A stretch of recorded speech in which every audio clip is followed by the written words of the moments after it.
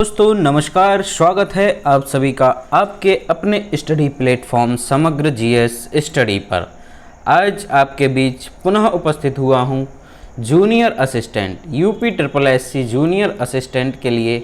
आज आपका ये 5वां प्रैक्टिस सेट है। ठीक है, आज आपके बीच आया हूं ये 5वां प्रैक्टिस सेट लेकर। बेहतरीन प्रश्नों को इसमें लिया गया है, तो आशा है कि आप लोग वीडियो को अंत तक ज़रूर देखेंगे और जिस तरीके से अभी तक आप लोग हमारा सहयोग कर रहे हैं आगे भी सहयोग बनाए रखेंगे और चैनल को सब्सक्राइब ज़रूर करेंगे। ठीक है, जो लोग भी चैनल पर नए आते हैं, जो भी हमारे भाई बहन चैनल पर नए आते हैं, वो चैनल को सब्सक्राइब ज़रूर करें। ठीक है, चैनल को सब्सक्राइब करना ना भूलें। हम इसी तरह आपके लिए निरंतर मेहनत करते रहेंगे, रोज़ एक से एक नए प्रश्नों की श्रृंखला के साथ आपके बीच आते रहेंगे। तो इन्हीं सब बातों के साथ स्टार्ट करते हैं और लेते हैं हम अपना आज का पहला प्रश्न। ठीक है, फटाफट आपको करीब 45 मिनट में हम आपके 85 क्वेश्चन यहाँ पर सॉल्व करा देंगे, तो आप अंत तक ज़रूर बने रहें। ठीक है, ज़्यादा समय नहीं लेंगे आपका। तो चलिए शुरू करते हैं और लेते हैं हम अपना आज का पहला प्रश्न, जो कि हिंदी से आता है। कह रहे हैं कि देवनागरी लिपि में किए गए सुधारों में पंचमाक्षर के बदले अनुस्वार के प्रयोग का सुझाव इनमें से किसने दिया था। ठीक है, तो पंचमाक्षर जो हमारे व्यंजन होते हैं उनमें हमने पढ़ा है का वर्ग, ठीक है, चा वर्ग। तो इनमें जो 5वां अक्षर होता है वो क्या कहलाता है, वो पंचमाक्षर कहलाता है। तो इन पंचमाक्षरों के स्थान पर अनुस्वार का, ठीक है, अनुस्वार क्या होती हैं, ये चंद्रबिंदु, हमारा जो चंद्रबिंदु और ये दो बिंदी होती हैं, ये क्या है, चंद्रबिंदु को यहाँ पर हमने अनुस्वार कहा है। ठीक है, तो कह रहे हैं कि इसका प्रयोग का सुझाव किसने दिया था, तो वो दिया था हमारा श्याम सुंदर दास ने। किसने दिया था, ऑप्शन नंबर ए हो जाता है हमारा श्याम सुंदर दास। दूसरा कह रहे हैं कि गाय कौन सी संज्ञा है। गाय कौन सी संज्ञा है, तो गाय क्या है, एक जाति विशेष है। ठीक है, क्या है, एक जाति विशेष है। तो गाय हो गई हमारी जातिवाचक संज्ञा।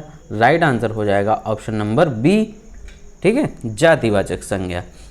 तीसरा प्रश्न है कि निम्नलिखित शब्दों में निपात का उदाहरण कौन सा शब्द है। ठीक है, निपात का उदाहरण इनमें से कौन सा है। निपात ऐसे शब्द होते हैं जो किसी वाक्य में, ठीक है, किसी बात पर जोर देने के लिए प्रयुक्त किए जाते हैं। ठीक है, यानी उस वाक्य में हम ऐसे शब्दों का प्रयोग करते हैं जो किसी बात पर अधिक भार देते हैं या जोर देते हैं, तो ऐसे शब्दों को हम लोग निपात कहते हैं। तो इनमें से जो निपात है वो है हमारा ऑप्शन नंबर ए, ठीक। ठीक है, क्या हो जाएगा, ऑप्शन नंबर ठीक, ए। ठीक, इसके अलावा और भी हैं, जैसे भी, तो, तक।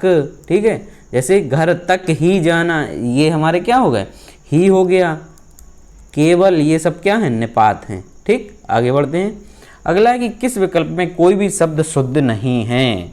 इनमें से कह रहे हैं कि कोई भी शब्द शुद्ध नहीं है, तो इसमें पदोन्नति तो ये शुद्ध हो गया। ठीक है, अनुषंगिक ये। दूसरा कह रहे हैं आध्यात्मिक और रात्रि, तो ये आध्यात्मिक है, ये भी गलत है, और रात्रि भी गलत है। तो राइट आंसर होगा हमारा ऑप्शन नंबर बी। ठीक है, आध्यात्मिक में यहाँ पर होना चाहिए था बड़ा आ, तब ये हमारा सही होता, और रात्रि में रा बड़ा रा और त्रा में छोटी की मात्रा आती है। ठीक है, तो यहाँ पर राइट आंसर हो जा रहा है हमारा ऑप्शन नंबर बी। आगे बढ़ते हैं। निम्नलिखित में से कौन सा पुल्लिंग शब्द है। पुल्लिंग शब्द यहाँ पर गिलहरी, ठीक है, गिलहरी आई वाक्य में प्रयोग करें तो ये स्त्रीलिंग बन गया। कोयल अच्छा गाती है, तो ये भी स्त्रीलिंग। खटमल, ठीक, तो खटमल यहाँ पर मक्खी भी स्त्रीलिंग है, खटमल जो होगा वो क्या होगा, पुल्लिंग होगा। राइट आंसर हो जाएगा हमारा ऑप्शन नंबर सी। आगे बढ़ते हैं, लेते हैं छठा प्रश्न। आने वाला क्षण लाल नज़र आता है, रेखांकित शब्द का वचन बताना है हमें। ठीक है, क्षण जो है यहाँ पर रेखांकित शब्द है, इसका वचन बताना है। तो क्षण जो है कैसा होगा, एक वचन। किस में आता है, एक वचन में आता है क्षण। ठीक है, सदैव एक वचन में नहीं आया, क्योंकि क्षण का जो बहुवचन बना सकते हैं हम लोग, क्षणों भी कर सकते हैं। ठीक है, नेक्स्ट, विराम चिन्ह के प्रयोग से संबंधित कौन सा विवरण सही नहीं है। ठीक है, कह रहे किसी के महत्वपूर्ण वचन उद्धृत करने के लिए अवतरण चिन्ह का प्रयोग किया जाता है, सही है, ये अवतरण चिन्ह लगा देते हैं। किसी संज्ञा को संक्षेप में लिखने के लिए लाघव या संक्षेपक चिन्ह का प्रयोग करते हैं, ये भी ठीक है। द्वंद्व समास के पदों के मध्य योजक चिन्ह लगाते हैं, ये भी सही है। लिखने में जब कोई शब्द छूट जाता है तब उसके स्थान पर कोष्टक चिन्ह का प्रयोग करते हैं। कोई शब्द छूट जाता है तो हम कोष्टक चिन्ह का नहीं, बल्कि ये जो हमारा त्रुटि होने वाली ये चिन्ह होता है एक, इसको शायद त्रुटि सूचक या ऐसा कुछ कहते हैं, इसका प्रयोग हम लोग करते हैं। तो यहाँ पर जो राइट आंसर होगा हमारा ऑप्शन नंबर डी गलत है, ठीक है। क्या है यहाँ पर, ऑप्शन नंबर डी गलत हो जाता है। 8वां प्रश्न है कि भावुक शब्द का सही संधि विच्छेद क्या होगा।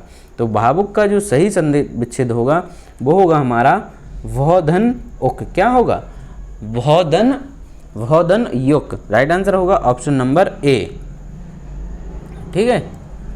ऑप्शन नंबर ए यहाँ पर हमारा राइट आंसर होता है। नेक्स्ट क्वेश्चन है कि द्वंद्व समास में कौन सा पद प्रधान होता है। तो हमने पढ़ा है कि द्वंद्व समास में उत्तर पद और पूर्व पद दोनों पद कैसे होते हैं, प्रधान होते हैं। राइट आंसर हो जाता है ऑप्शन नंबर सी, ठीक है। दोनों पद कैसे होते हैं, दोनों पद जो हैं वो होते हैं प्रधान होते हैं। जैसे राम कृष्ण, बीच में योजक चिन्ह आएगा तो इसको हम लोग राम और कृष्ण समास विग्रह करेंगे तो क्या हो जाता है, राम और कृष्ण, इसमें दोनों पद कैसे हैं, प्रधान हैं। नेक्स्ट 10वां है कि आपने बुलाया होता तो हम अवश्य आते, अर्थ के आधार पर वाक्य भेद। आपने बुलाया होता मतलब हम यहाँ पर किसी दूसरे व्यक्ति के ऊपर डिपेंड हैं, ठीक। तो डिपेंड मतलब जब दूसरे का संकेत मिलेगा हमें तभी तो हम जाएंगे ना, उसकी तरफ से हरी झंडी मिलेगी तब हम जाते। तो ये यहाँ पर हो गया हमारा कौन सा, संकेतवाचक वाक्य। ये कैसा वाक्य हो गया, संकेतवाचक, ठीक। राइट आंसर होगा यहाँ पर ऑप्शन नंबर सी। आगे बढ़ते हैं, कह रहे कि निम्नलिखित शब्दों में से अर्ध तत्सम शब्द को पहचानिए। अर्ध तत्सम को, ठीक है। रात्रि तो तत्सम हो गया, बच्चा जो है वो हमारा कैसा हो गया, तद्भव हो गया, कान भी तद्भव हो गया। तो अर्ध तत्सम ओबियसली कौन सा हो जाएगा, ऑप्शन नंबर बी यहाँ पर अर्ध तत्सम होगा, ठीक है, जिसका अर्थ होता है देव। शम सम युग्म का सही अर्थ वाला युग्म है, ठीक है। तो सम मतलब समान होता है, समान दिया गया ऑप्शन डी में, और इस सम का मतलब होता है मोक्ष। राइट आंसर हो जाएगा हमारा ऑप्शन नंबर डी। क्या होगा, ऑप्शन नंबर डी हो जाता है। आगे बढ़ते हैं, कह रहे कि इनमें से कौन सा शब्द अरुण शब्द का अर्थ नहीं है। अरुण, तो अरुण शब्द का जो अर्थ होता है मतलब पर्यायवाची गरुण भी होता है, केसर होता है, सिंदूर होता है। ऑप्शन नंबर सी दिया गया है, कर्ण जो है वो किसका, अरुण शब्द का पर्यायवाची यहाँ पर नहीं है। राइट आंसर होगा हमारा यहाँ पर ऑप्शन नंबर सी हो जाता है, ठीक है। राइट आंसर क्या हो जाएगा, ऑप्शन नंबर सी। नेक्स्ट कह रहे कि तरंग शब्द का पर्यायवाची, क्वेश्चन 14 है कि तरंग शब्द का पर्यायवाची है इनमें से, तरंग का पर्यायवाची कौन सा है। तो तरंग का जो पर्यायवाची है यहाँ पर ऑप्शन ए दिया है हमारा क्या, पुष्कर, ठीक है। पुष्कर तो नहीं है, ठीक है, पुष्कर होता है शायद तालाब का। पुष्कर किसका होता है, तालाब का होता है। और कूल जो होता है ये किनारा, ठीक, कूल मतलब किनारा। जलधि होता है ये समुद्र का होता है, जलधि समुद्र या सागर का, ठीक है। ऊर्मी जो बचा है हमारा यहाँ पर ये हो जाएगा किसका, ऊर्मी हो जाएगा तरंग का, ठीक है। तरंग मतलब लहर हुई, ठीक। तरंग का और क्या होगा, ऊर्मी होता है, लहर होता है, ठीक है। हिलोर भी होती है, इसको हिलोर भी कहते हैं हम लोग। नेक्स्ट इनमें से विलोम शब्दों का एक गलत युग्म है, कौन सा होगा। कह रहे दक्षिण का बाम, ठीक है, ये तो सही है। दक्षिण बाम या इसको उत्तर भी कहते हैं, बाम मीन्स उत्तर। उद्यम का निरुद्धम, तो उद्यम मतलब मेहनती व्यक्ति, ठीक है। कैसा, मेहनती व्यक्ति, तो उसका निरुद्धम ना होकर क्या होगा, आलस्य, ठीक है। परिश्रमी व्यक्ति को हम लोग उद्यम कहते हैं या उद्यमी कहते हैं। तो राइट आंसर यहाँ पर हो रहा हमारा ऑप्शन नंबर बी, ठीक है। उद्यम का निरुद्धम ना होकर आलस्य हो जाएगा, ठीक है। विधि का निषेध ये सही है, बराबर का शब्द भी सही है। नेक्स्ट क्वेश्चन है कि जिस पर हमला न किया गया हो इस वाक्यांश के लिए उपयुक्त शब्द इनमें से कौन सा है। मतलब जिसके ऊपर हमला न किया गया हो तो उसको हम कहेंगे अनाक्रांत, ठीक है। अनाक्रांत क्या कहेंगे, अनाक्रांत। Right answer option number A. घोड़े का घर कितनी दूर है, इस लोकोक्ति का सही अर्थ बताना है। कह रहे घोड़े का घर कितनी दूर, इस लोकोक्ति का जो अर्थ होगा वो होगा कर्मठ व्यक्ति के लिए सफलता सरल होती है। क्या होगा, ऑप्शन नंबर डी। मतलब जो व्यक्ति कर्मठ यानी अपना जो काम है वो मेहनत से करता है तो उसके लिए सफलता कैसी हो जाती है, सरल हो जाती है। जैसा कि आप लोग अपनी परीक्षा को एक सिलेक्शन वाली तैयारी कर रहे हैं, यदि आप कर्मठ हैं, ठीक है, अपना मन लगा कर रहे हैं तो आपके लिए भी आपकी जो सफलता है, आपका जो सपना है जूनियर असिस्टेंट बनने का, वो ज़रूर पूरा हो जाएगा। नेक्स्ट है, रौद्र का स्थायी रूप क्या होता है? रौद्र रस का जो स्थायी भाव कह रहा है कि वो क्या होता है, तो रौद्र रस का स्थायी भाव होता है क्रोध। क्या होता है? ऑप्शन नंबर ए क्रोध हो जाता है हमारा रौद्र रस का स्थायी भाव। ठीक, नेक्स्ट, किस छंद में 26 मात्राएं होती हैं तथा 14 12 पर यति होती है? तो 26 मात्राएं जो होती हैं वो हरिगीतिका में, ठीक है, या गीतिका, हरिगीतिका या गीतिका में 26 मात्राएं होती हैं और 14 12 पर इसकी यति होती है। 20वां प्रश्न है, मौम सातन घुल चुका, मौम सातन घुल चुका, अब दीप सा मन जल चुका है। ठीक, तो मौम सा, ठीक है, मौम के समान तन और दीप सा मन, तो यहाँ पर सा सी से ये उपमा अलंकार में होता है, लेकिन यहाँ उपमा अलंकार के भी भेद दिए गए हैं, तो इसमें जो राइट आंसर होगा ऑप्शन नंबर ए पूर्ण उपमा। ठीक है, कौन सा होगा? ऑप्शन नंबर ए पूर्ण उपमा। प्रश्न है, यह कथा उस समय की है जब लंका जाने के लिए भगवान श्री राम ने सेतु ... के पूर्व समुद्र तट पर शिवलिंग ... किया था। मतलब सेतु निर्माण के पूर्व, यहाँ पर आएगा सेतु निर्माण के पूर्व समुद्र तट पर शिवलिंग स्थापित किया था। शिवलिंग क्या किया था? स्थापित किया था। राइट आंसर हो जाता है ऑप्शन नंबर डी। ठीक है, क्या होगा? Option D. नेक्स्ट है, निम्न विकल्पों में से एक सही विकल्प छांटिए। करें जीवन क्षणभंगुर है, व्यर्थ नष्ट ना करें। पहले ही से ही हो जाता हमारा, जीवन क्षणभंगुर है, इसे व्यर्थ नष्ट ना करें। राइट आंसर हो जाएगा ए। आपको डी भी सेम दिख रहा होगा, पर थोड़ा सा फर्क यहाँ है, हैं हो गया और है, ठीक है, ये अंतर है। ठीक, तो राइट आंसर हो जाता है ऑप्शन नंबर ए। अगला क्वेश्चन है, कह रहे आग और राग का कवि किसे कहा जाता है?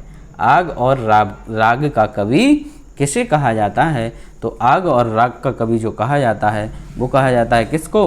रामधारी सिंह दिनकर जी को। किसको कहा जाता है? Ramdhari Singh Dinkar. Right answer option number D. ठीक है, रामधारी सिंह दिनकर जी की कुछ और रचनाएं हैं, ठीक है, जैसे उर्वशी हुई, ठीक है, रामधारी सिंह दिनकर की ये भी कई बार पूछी जाती है।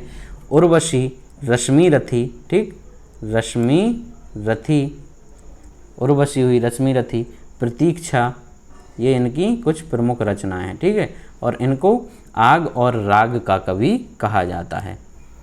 29वां है कि खुमाण रासो किसकी प्रसिद्ध रचना है? खुमाण रासो, ठीक है, ये रासो रासो नाम से हमारी 3-4 रचनाएं हैं जो कंफ्यूज करती हैं, कई बार हमें पूछी जाती हैं। ठीक है, तो जो यहाँ पर खुमाण रासो दी गई है वो है किसकी?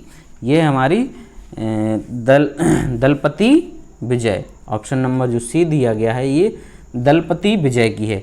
जगनिक की भी एक रासो है, ठीक है, जगनिक की एक रासो है, वो कौन सी है? परमाल रासो। जगनिक की है परमाल रासो। ठीक है, तो इसका आप लोग याद कर सकते हैं, जग है जो कैसा है? परमाल, परमाल है। ठीक है, परमाल यानी जग। एक नरपति नाल की भी है, नरपति नाल की जो है वो है बीसल देव रासो। बीसल देव रासो। कई बार एक और पूछी जाती है पृथ्वीराज रासो, भी आपको कई क्वेश्चंस पेपर में दिख गई होगी। पृथ्वीराज रासो जो है वो किसकी है? तो पृथ्वीराज है किसकी? चंदबरदाई की। चंदबरदाई की। तो आई होप कि आप लोग इन सबको याद रखेंगे। नेक्स्ट है कि निम्नलिखित 6 वाक्यांशों में से प्रथम व अंतिम निश्चित है, शेष को उचित क्रम में व्यवस्थित करना है। कह रहे जैसे वाष्प, बादल, कोहरा, बूंद। ठीक है, बूंद के बाद इन्होंने यहाँ पर हमें कॉमा दिया है, तो कॉमा के बाद यानी जैसे वाष्प, बादल, कोहरा, बूंद और कॉमा बर्फ। ठीक है, तो पहले आएगा ये, बर्फ आदि में सर्वत्र जल भरा होता है, वैसे ही संपूर्ण चराचर विश्व में एक भगवान ही परिपूर्ण है। तीसरा आएगा, इस प्रकार जानना और प्रत्यक्ष देखना ही सब प्राणियों में स्थित भगवान का भजन करना है। ठीक है, राइट आंसर यहाँ पर ऑप्शन बी हो जाता है। अब आ गया हमारा यहाँ पर जी के जीएस का पोर्शन। ठीक है, इसको देखते हैं हम लोग कह रहे निम्नलिखित में से किसने अजीज खुमार एक वाइन डिस्टिलर, ठीक है, वाइन डिस्टिलर मतलब शराब बनाने और बेचने वाला व्यक्ति था, इसको उसने ऊंचे प्रशासनिक पद पर बैठाया था। तो ऊंचे पद पर बैठाया था एक डिस्टिलर को, वाइन डिस्टिलर को, तो वो है मोहम्मद बिन तुगलक ने। किसने बैठाया था? मोहम्मद बिन तुगलक ने। ठीक, तुगलक के बारे में एक बात कही जाती है कि वो जो व्यक्ति था वो कैसा था? वो ऐसा व्यक्ति था कि कब कौन सा निर्णय ले ले कुछ कहा नहीं जा सकता था। ठीक है, उसके बारे में यानी कहा जाए तो वो दोहरे चरित्र का व्यक्ति था। ठीक, दोहरे चरित्र का व्यक्ति था। तो इसी जो उसकी सोच की वजह से उसने एक ऐसे व्यक्ति को उच्च प्रशासनिक पद पर बिठा दिया था। कह रहे 47वां की जलियांवाला बाग जनसंहार पर डॉट ने अपनी पीड़ा और गुस्सा जताते हुए नाइटहुड की उपाधि वापस लौटा दी थी। किसने लौटाई थी? तो ये लौटाई थी हमारी रविंद्रनाथ टैगोर ने। किसने? रविंद्रनाथ टैगोर ने अपनी नाइटहुड की उपाधि जो है वो लौटा दी थी। नेक्स्ट, अच्छा, इनको उपाधि मिली कब थी? ये 1915 में मिली थी। 1915 में मिली थी और जलियांवाला बाग हत्याकांड 1919 में हुआ था। ठीक है, कब हुआ था? 1919 में। कह रहे कि टीपू सुल्तान के शासन के दौरान निम्नलिखित विकल्पों में से राजधानी कौन सी थी टीपू सुल्तान की? आप लोगों में से कई लोग मार देंगे मैसूर। क्यों? क्योंकि ये मैसूर के राजा थे। ठीक है, टीपू सुल्तान जो हैं वो मैसूर के राजा थे। तो यही थोड़ा पेशेंस रखने की ज़रूरत होती, ऑप्शन सारे हम लोगों को पढ़ लेने चाहिए। ठीक है, और तो यहाँ पर जो टीपू सुल्तान की राजधानी थी वो थी श्रीरंगपट्टम। क्या थी? श्रीरंगपट्टम। चलिए नेक्स्ट है, भारत में नील विद्रोह एक कृषक आंदोलन की शुरुआत कब हुई थी? नील विद्रोह कह रहे कि नील विद्रोह कृषक आंदोलन की जो है शुरुआत कब हुई थी भारत में? तो वो हुई थी हमारी 1859 में। कब? 1859 में।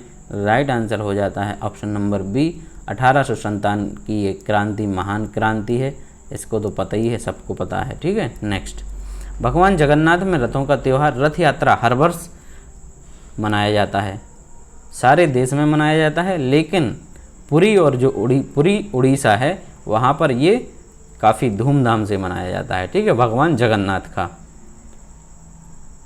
जगन्नाथ का भात और जगत पसारे हाथ, ये एक फेमस वो कोटेशन है। अब यहाँ मैच कराना है, कॉलम एक्स और वाई का मिलान कराना है। कह रहे कि यहाँ जी नदियाँ दी गई हैं और वाई में दिया गया है उनका उद्गम स्थल। क्या है? उद्गम स्थल। ये नदियाँ हैं।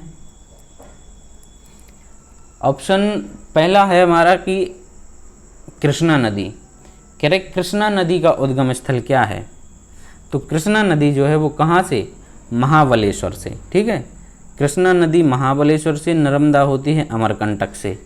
ठीक है, ब्रह्मपुत्र होती है हमारी शांगपो। ब्रह्मपुत्र को शांगपो के नाम से जाना जाता है। ठीक है, सांगपो के नाम से जाना जाता है, लेकिन इसका जो उद्गम है वो कहाँ पर? मानसरोवर झील के निकट। मानसरोवर झील के निकट है। ठीक, मानसरोवर झील के निकट कहाँ पर? तिब्बत में। तिब्बत में। और जो गोदावरी नदी है उसका उद्गम स्थल होता है नासिक में। ठीक है, गोदावरी का कहाँ है? नासिक में है। ठीक है, नासिक में कहाँ? त्र्यंबकेश्वर है एक जगह, त्र्यंबकेश्वर जगह है, वहाँ पर इसका उद्गम स्थल है त्र्यंबकेश्वर। फिर है 52वां क्वेश्चन है कि भारत में उष्ण कटिबंधीय सदाबहार वन पाए जाते हैं। तो उष्ण कटिबंधीय सदाबहार वन पाए जाएंगे भारत में कहाँ पर? ये पाए जाएंगे असम में। राइट आंसर होगा ऑप्शन नंबर सी, असम में उष्ण कटिबंधीय सदाबहार वन पाए जाते हैं। 53वां है कि नीचे दिए गए दो स्तंभों में राज्यों के नाम और वहां अवस्थित न्यूक्लियर रिएक्टरों के नाम दिए गए हैं, सही मिलान कीजिए। ठीक है, तो ये राज्यों के नाम है और ये उनके न्यूक्लियर रिएक्टर हैं। ठीक है, न्यूक्लियर रिएक्टरों का नाम दिया गया है। तो नरोरा तो जो है वो उत्तर प्रदेश का है। ठीक है, नरोरा कहाँ का है? उत्तर प्रदेश का है। तमिलनाडु का है यहाँ पर कुडनकुलम। ठीक है, कुडनकुलम जो है वो कहाँ का है? तमिलनाडु का है। और हमारा दिया गया है काकरापारा जो है गुजरात में है, और कर्नाटका में केगा, ठीक है।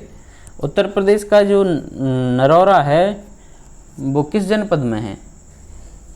तो ये बुलंदशहर में है। कहाँ पर है? बुलंदशहर में। ये आपके यूपी स्पेशल का भी हो सकता है एक, ठीक। तो इसका जो राइट आंसर होगा, अब हमारा मैच कराते हैं इसको, यूपी नरौरा, यानी 3-1 ऑप्शन नंबर ए में ही आ रहा है, ठीक है। यहाँ तो वेरी सिंपल हो गया ये। नेक्स्ट कह रहे गेहूं की फसल को बोते समय कितना तापमान चाहिए? गेहूं की फसल को बोते समय जो टेम्परेचर की आवश्यकता होती है वो 15 से 18 डिग्री सेल्सियस होती है। राइट आंसर हो जाता है ऑप्शन नंबर बी। फिर है कि आंतरिक ग्रह कहलाने वाले ग्रहों का समूह, आंतरिक ग्रह कहलाने वाले ग्रहों का समूह है तो वो है हमारा बुध, शुक्र, पृथ्वी और मंगल, ठीक है। इन 4 ग्रहों को कहते हैं आंतरिक ग्रह, ठीक है। बुध, शुक्र, पृथ्वी, मंगल, इनको आंतरिक ग्रह कहते हैं। साथ में इनको टेरेस्ट्रियल, क्या कहते हैं? टेरेस्ट्रियल ग्रह भी कहते हैं, टेरेस्ट्रियल ग्रह। इसके अलावा जो हमारे बचते हैं कौन कौन से? बुध, शुक्र, पृथ्वी, मंगल हो गया। इसके बाद बच रहे हैं हमारे बृहस्पति, शनि, अरुण और वरुण। बृहस्पति, शनि और अरुण वरुण जो ग्रह हैं उनके लिए हम लोग कहते हैं जोवियन ग्रह। क्या कहते हैं? जोवियन ग्रह। और साथ में बाह्य ग्रह, जोवियन और बाह्य ग्रह भी कहते हैं, तो ये भी आप लोग याद रखेंगे, ठीक है। आंतरिक ग्रहों को टेरेस्ट्रियल ग्रह कहते हैं, और जो बाह्य ग्रह हैं इनके अलावा जो ग्रह हैं वो बाह्य ग्रह यानी वो जोवियन ग्रह कहलाते हैं। 1946 में भारत की संविधान सभा के अंतरिम सभापति कौन थे? ठीक है, तो 1946 में जब भारत की संविधान की जो अंतरिम सभा हुई थी तो उसके सभापति थे सच्चिदानंद सिन्हा, ठीक है। और फिर इसी सभा में किसको? राजेंद्र प्रसाद को स्थायी सदस्य नियुक्त किया गया था। स्थायी सदस्य फिर किसको बनाया गया था इसमें? राजेंद्र प्रसाद को, ठीक है। डॉक्टर राजेंद्र प्रसाद को इसका फिर स्थायी सभापति बनाया गया था। स्थायी मतलब अध्यक्ष बनाया गया था संविधान सभा का।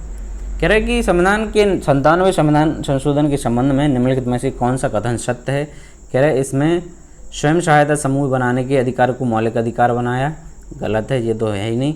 इसने संविधान के भाग 4 यानी राज्य के नीति निर्देशक में एक नया प्रावधान किया, ये भी नहीं है, यानी ए और बी दोनों गलत हैं। ए और बी दोनों गलत हैं।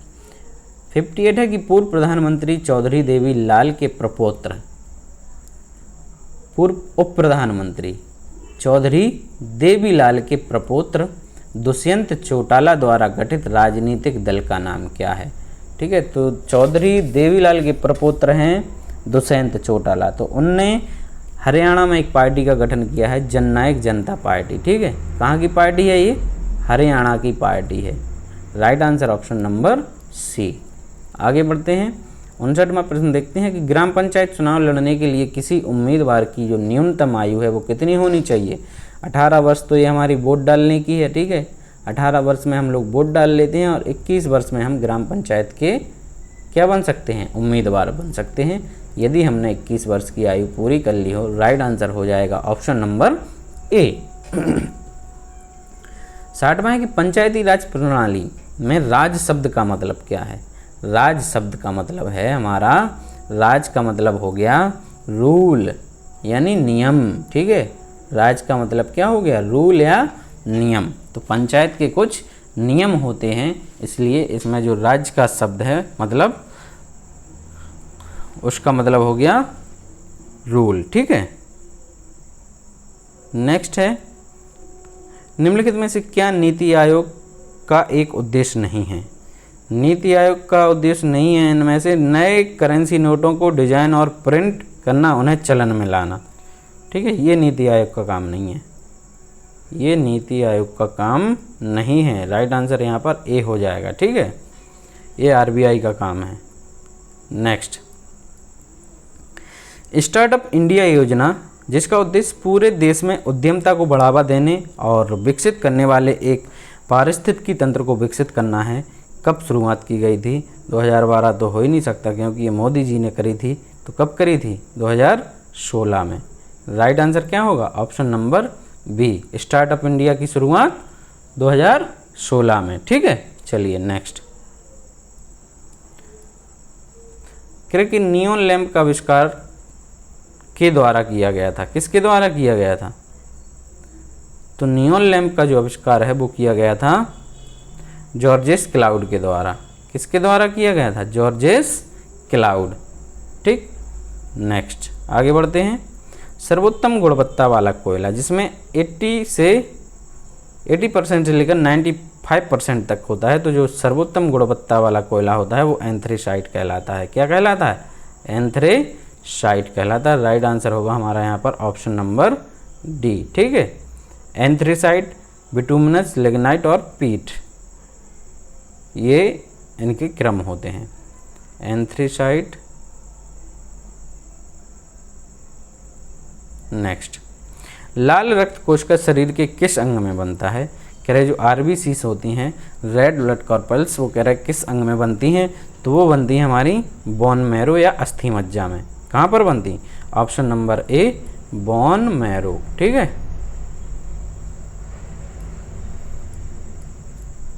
अब आता है यहाँ पर कंप्यूटर। तीसरा जो पार्ट आएगा आपका कंप्यूटर का आएगा, इसके आपको मिलेंगे 15 क्वेश्चन। ठीक है, तो पहला कह रहे कि डिजिटल कंप्यूटर किस सिद्धांत पर कार्य करेगा? तो कंप्यूटर कोई भी हो भाई, डिजिटल हो या कैसा भी हो, कंप्यूटर हमेशा गणना के सिद्धांत पर कार्य करता है। किस सिद्धांत पर करता है? गणना के सिद्धांत पर कार्य करेगा। हार्डवेयर और सॉफ्टवेयर के बीच आने वाली कंप्यूटर लेयर का नाम क्या है? तो हार्डवेयर और सॉफ्टवेयर के बीच आने वाली जो कंप्यूटर लेयर का नाम है वो है ऑपरेटिंग सिस्टम। क्या है? Operating system. राइट आंसर होता है यहाँ पर ऑप्शन नंबर सी। फिर कह रहे डाटा और पासवर्ड गोपनीयता की रक्षा के लिए डॉट डॉट विधि का भी उपयोग किया जाता है। आपने अक्सर नोट किया होगा कि आपका जो व्हाट्सएप वगैरह है उस पर एक मैसेज आ जाता है कई बार, जो है चैट जो है वो आपकी कैसी एंड टू एंड इनक्रिप्ट रहती है। ठीक है, तो इनक्रिप्शन जो है इसमें वो आपका एक इसकी एक विधि है जिसमें हम लोग पासवर्ड की और जो भी अपना गोपनीय कोई भी डेटा है उसकी रक्षा की जाती है। ठीक है, इनक्रिप्ट कर देते हैं उसको। प्रथम प्रोग्रामिंग भाषा कौन सी थी? तो प्रथम प्रोग्रामिंग भाषा जो थी वो थी हमारी कौन सी? फोर्ट्रॉन। कौन सी थी? फोर्ट्रॉन। ठीक, प्रथम प्रोग्रामिंग भाषा थी हमारी फोर्ट्रॉन। चलिए आगे बढ़ते हैं। नेक्स्ट है कि निम्नलिखित में से वर्ड प्रोसेसर में पैराग्राफ फॉर्मेटिंग में क्या शामिल है? वर्ड प्रोसेसर में पैराग्राफ फॉर्मेटिंग में क्या शामिल है? तो पैराग्राफ फॉर्मेटिंग में शामिल है यहाँ पर हमारा पंक्ति अंतराल। ठीक है, क्या है? पंक्ति अंतराल। राइट आंसर होगा ऑप्शन नंबर डी।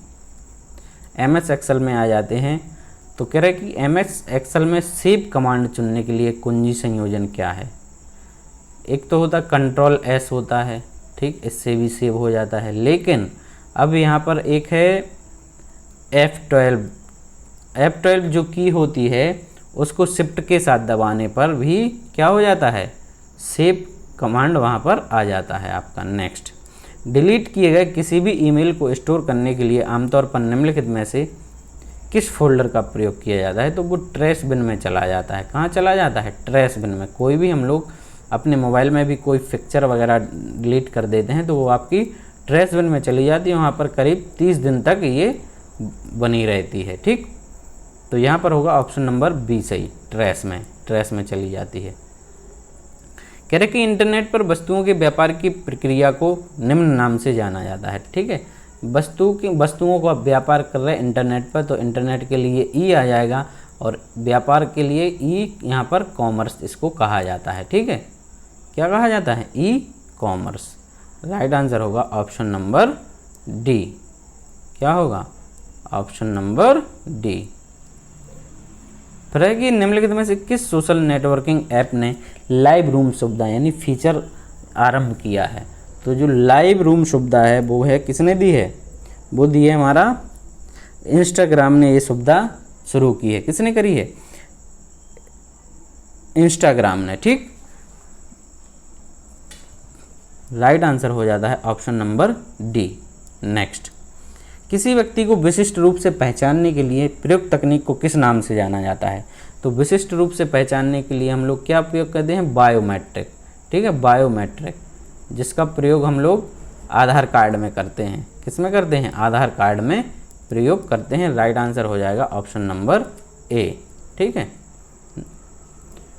आगे बढ़ते हैं। कह रहे कि 76वां क्वेश्चन है, कोई व्यक्ति कंप्यूटर साक्षर कहलाता है यदि वह सक्षम हो केवल, कंप्यूटर साक्षर कब कहलाएगा? कह रहे कब सक्षम हो? केवल आवश्यक एप्लीकेशनों को चलाने में। ठीक है, यदि कोई व्यक्ति उसकी आवश्यकता के अनुसार जो एप्लीकेशन है उनका यूज करना जानता है तो उसको हम लोग कंप्यूटर साक्षर कह सकते हैं। ठीक है, राइट आंसर होगा ऑप्शन नंबर ए। स्पेलिंग चेकर को इस नाम से भी जाना जाता है, स्पेलिंग चेकर, तो इसको हम लोग जानते हैं इलेक्ट्रॉनिक शब्दकोश के नाम से भी जानते हैं। किस नाम से? इलेक्ट्रॉनिक शब्दकोश। ऑप्शन नंबर सी यहाँ पर राइट आंसर हो जाएगा। फिर है हमारा 78वां, MEC एड्रेस की मानक लंबाई क्या है? यानी मैक एड्रेस भी इसको कहते हैं, जिसका जो पूर्ण रूप होता है वो होता है M से होता है मीडिया, M से क्या होगा? मीडिया, A से होता है एक्सेस, मीडिया एक्सेस, और C से होगा क्या? कंट्रोल। ठीक है, मीडिया एक्सेस कंट्रोल, ठीक है, एड्रेस, ये इसका फुल फॉर्म होता है। और इसकी जो मानक लंबाई होती है वो होती है हमारी कितनी? 48 बिट्स की, 48 बिट्स की इसकी मानक लंबाई होती है। 79 में है कि सुश्री रानी गणना करने और तार्किक तर्क करने में बुद्धिमान है। यह निम्न में से किस क्षमता को संदर्भ करता है? मतलब तार्किक गणना वो कर ले रही है तो फिर उसकी बुद्धि कैसी होगी? गणितीय बुद्धि हो जाएगी। कैसी हो जाएगी? गणितीय बुद्धि उसकी होगी। ऑप्शन नंबर सी यहाँ पर करेक्ट हो जाता है। 80 में है कि बिग डेटा एनालिटिक्स की विभिन्न विशेषताओं को पहचानें। पहला कह रहे खुला स्रोत, डेटा पुनर्प्राप्ति, अनुमापकता, यानी उपरोक्त सभी यहाँ राइट आंसर हो जाते हैं। अब आता है हमारा यूपी स्पेशल का पोर्शन। ये काफ़ी महत्वपूर्ण है, इसके आपको 20 क्वेश्चन मिल जाएंगे देखने को। ठीक है, कितने? 20 नंबर। काफ़ी महत्वपूर्ण रोल निभाता है आपका सिलेक्शन में, तो ये भी काफ़ी ज़रूरी है कि आप लोग इसको भी ज़्यादा से ज़्यादा स्कोर करें। इसमें निम्नलिखित में से कौन सी नदी उत्तर प्रदेश में बीहड़ों का निर्माण करती है? ठीक है, बीहड़ों का। MP में एक चंबल नदी है, वो भी चंबल की घाटी में बीहड़ों का निर्माण करती है, लेकिन यहाँ पर जो पूछा गया है वो है हमारा उत्तर प्रदेश की बात कर रहे हैं, तो उत्तर प्रदेश में जो है गोमती नदी है वो बीहड़ों का निर्माण करती है। ठीक है, गोमती नदी जो है बीहड़ों का निर्माण करती है। इसका जो उद्गम स्थल है वो पीलीभीत में है। कहाँ पर है? पीलीभीत जिले से इसका उद्गम स्थान है। ठीक है, पीलीभीत जिले में एक माधेराणा करके एक स्थल है, वहाँ से इसका उद्गम स्थल और ये गंगा की सहायक नदी है। बाद में किस में मिल जाती है? गंगा में ये मिल जाती है। गंगा में कहाँ मिलती है? वाराणसी के पास एक सैदपुर नामक जगह है, वहाँ पर ये मिल जाती है। 82वां प्रश्न है कि उत्तर प्रदेश के तराई क्षेत्र में मुख्य रूप से उगाई जाने वाली सुगंधित चावल की किस्म का नाम बताइए। तो ये जो किस्म है काफ़ी फेमस है और उस किस्म का नाम है काला नमक। कई बार ऐसा भी क्वेश्चन पूछा जाता है कि काला नमक इसमें से किस चीज़ की किस्म है? ठीक है, किस अनाज की किस्म है? तो ये आप याद रखेंगे कि काला नमक जो है वो किसकी किस्म है? चावल की किस्म है। आगे बढ़ते हैं। 83वां प्रश्न है कि उत्तर प्रदेश का कौन सा शहर चिकनकारी, ठीक है, चिकनकारी या चिकनकारी साड़ियाँ नामक सुंदर कढ़ाई वाली साड़ियों के लिए प्रसिद्ध है? काफ़ी फेमस क्वेश्चन है, कई बार आता है। राइट आंसर है यहाँ पर ऑप्शन नंबर बी, लखनऊ। ठीक है, चिकनकारी जो है लखनऊ की फेमस एक कढ़ाई की जो विधा है। कह रहा है कि दक्षिणी उत्तर प्रदेश का औरैया जिला प्रमुख रूप से उत्पादक है। किस चीज़ का है? तो औरैया जिले में सबसे अधिक पशुपालन होता है। क्या होता है? औरैया जिले में सबसे अधिक पशुपालन होता है। पशुपालन होगा तो वहाँ पर घी का भी उत्पादन होगा, तो शुद्ध देसी घी के लिए फेमस है। राइट आंसर होगा ऑप्शन नंबर सी। 85वां है कि उत्तर प्रदेश में वह कौन सा स्थान एकमात्र क्षेत्र है जहाँ तांबा पाया जाता है? तो तांबा जो पाया जाता है वो पाया जाता है ललितपुर में। कहाँ पाया जाता है? ललितपुर में। ललितपुर में यूरेनियम भी पाया जाता है। ठीक है, लेकिन उत्पादन अभी यहाँ पर कुछ नहीं होता है, सब जीरो है। उत्पादन क्या है, कुछ नहीं है। उत्तर प्रदेश में प्रमुख रेल इंजन संयंत्र कहाँ पर स्थित है? प्रमुख रेल इंजन संयंत्र जो है वो है हमारा मुगलसराय क्षेत्र में। कहाँ पर है? मुगलसराय क्षेत्र में है, ठीक है। राइट आंसर है ऑप्शन नंबर सी। फिर कह रहे उत्तर प्रदेश के किस स्थान पर भारतीय सरकरा तकनीकी संस्थान स्थित है? ये आपको क्वेश्चन कन्फ्यूजिंग वाला है, ठीक है। कन्फ्यूजन इसलिए हो सकता है कि यदि तकनीकी शब्द जुड़ा है, यदि तकनीकी शब्द जुड़ा है तो आपका आंसर हो जाता है कानपुर, ठीक है। भारतीय सरकरा तकनीकी संस्थान तो वो हो जाएगा कानपुर, ठीक। और यदि तकनीकी शब्द नहीं है, केवल लिखा है क्या, भारतीय सरकरा संस्थान, इतना लिखा है भारतीय सरकरा संस्थान, तो फिर आपका राइट आंसर होगा ऑप्शन नंबर ए लखनऊ। यदि टेक्निकल वर्ड आ गया, तकनीकी वर्ड आ गया तो आंसर आपका कानपुर, और यदि तकनीकी वर्ग यहाँ पर वर्ड नहीं है तो आपका आंसर होगा लखनऊ, ठीक है। तो यहाँ पर है हमारा ऑप्शन नंबर सी। फिर है कि उत्तर प्रदेश में शेर सफारी स्थित है। शेर सफारी स्थित है, सब लोग जानते हैं, इटावा में। काफ़ी सिंपल क्वेश्चन है। वर्ष 2011 की जनगणना के आधार पर उत्तर प्रदेश राज्य का जनसंख्या घनत्व कितना है? तो जनसंख्या घनत्व जो है उत्तर प्रदेश राज्य का वो है 828 प्रति वर्ग किलोमीटर, ठीक है। 828 जो लोग हैं वो प्रति वर्ग किलोमीटर में रहते हैं। तो उत्तर राइट आंसर होगा यहाँ पर ऑप्शन नंबर सी। क्या हो जाएगा? Option number C. नेक्स्ट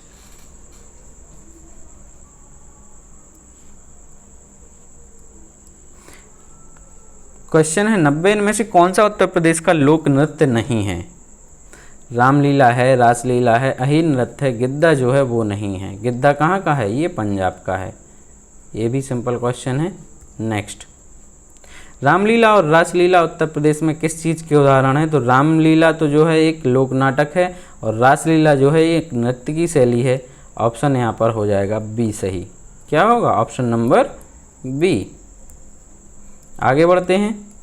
14वीं शताब्दी की प्रसिद्ध मस्जिद जिसे अटाला मस्जिद या अटाला मॉस्क कहा जाता है उत्तर प्रदेश के किस शहर में स्थित है? तो जो अटाला मस्जिद है वो है कहाँ पर? जौनपुर में। ऑप्शन नंबर सी राइट हो जाएगा। कहाँ पर है? जौनपुर में। 53वां क्वेश्चन देखते हैं क्या है। कह रहे कि उत्तर प्रदेश की प्रमुख व्यावसायिक फसल क्या है?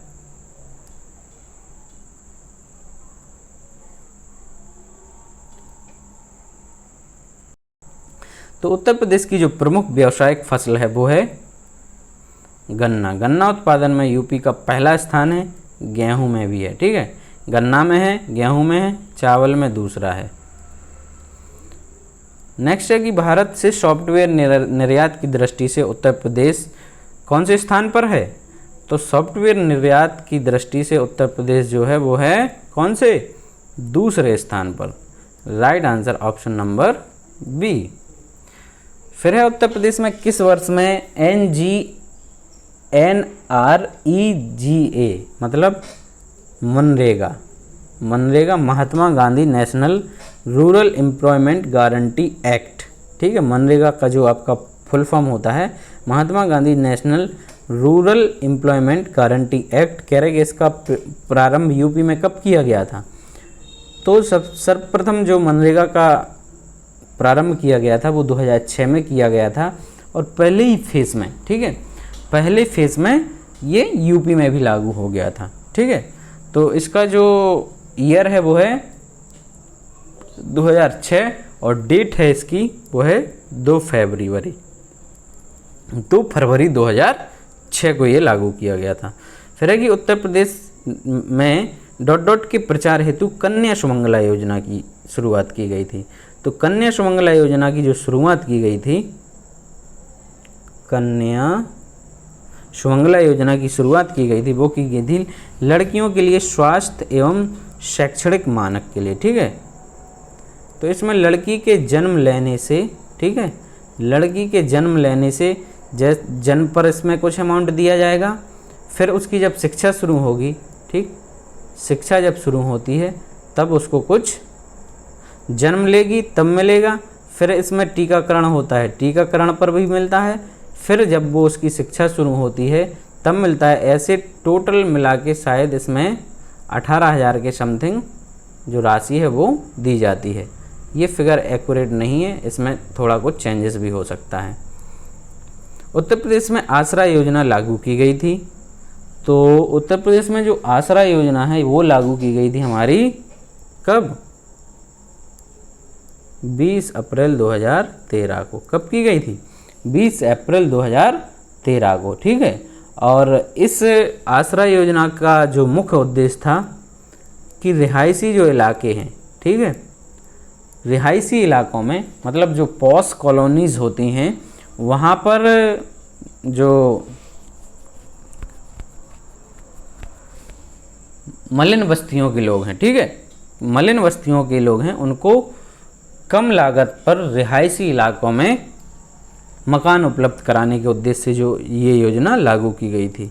98 है कि उत्तर प्रदेश में एक वर्ष में न्यूनतम कितनी ग्राम सभा की बैठक यानी मीटिंग होनी चाहिए?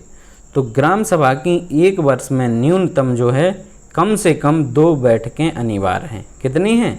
कम से कम 2 बैठकें अनिवार्य हैं, मतलब हर 6 महीने पर एक बैठक होना लगभग अनिवार्य है। फिर कह रहे कि प्राकृतिक रूप से उगने वाली बहुवर्षीय घास जिसे स्थानीय बोली में के रूप में जाना जाता है, अमेठी जिले के तराई क्षेत्रों में पाई जाती है। स्थानीय लोग इस घास से कई प्रकार के सजावटी सामान और घरेलू उत्पाद बनाते हैं जिन्हें मूज उत्पाद कहा जाता है। कह रहे उस घास का नाम क्या है? तो उस घास का नाम है क्या? सरपट। स्थानीय बोली में उसको सरपट के रूप में जाना जाता है। उस घास को क्या कहते हैं? सरपट के नाम से जाना जाता है। राइट आंसर हो गया ऑप्शन नंबर बी। अंतिम प्रश्न है कि निम्नलिखित में से कौन सा एक उत्तर प्रदेश राज्य के अधीनस्थ न्यायिक सेवा के रूप में कार्य करता है? अधीनस्थ न्यायिक सेवा के रूप में जो कार्य करता है तो वो करता है कौन? इटावा जिला न्यायालय। राइट आंसर होगा यहाँ पर ऑप्शन नंबर डी, इटावा जिला न्यायालय। इसके अलावा एक और है कानपुर देहात जिला न्यायालय, ठीक है। कानपुर देहात जिला न्यायालय भी अधीनस्थ न्यायिक सेवा के रूप में कार्य करता है। तो आई होप कि आपको ये प्रश्नों की श्रृंखला अच्छी लगी होगी। यदि अच्छी लगी है तो लाइक ज़रूर करें और कल फिर मिलेंगे एक नए वीडियो के साथ।